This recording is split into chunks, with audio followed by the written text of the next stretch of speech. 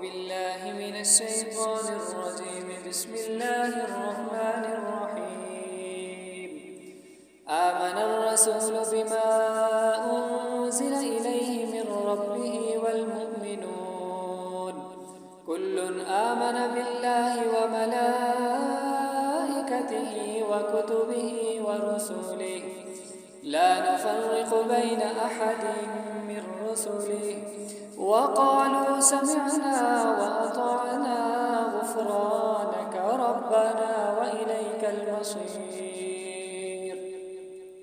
لا يكلف الله نفسا إلا وسعها لها ما كسبت وعليها ما اكتسبت ربنا لا تؤاخذنا إن نسينا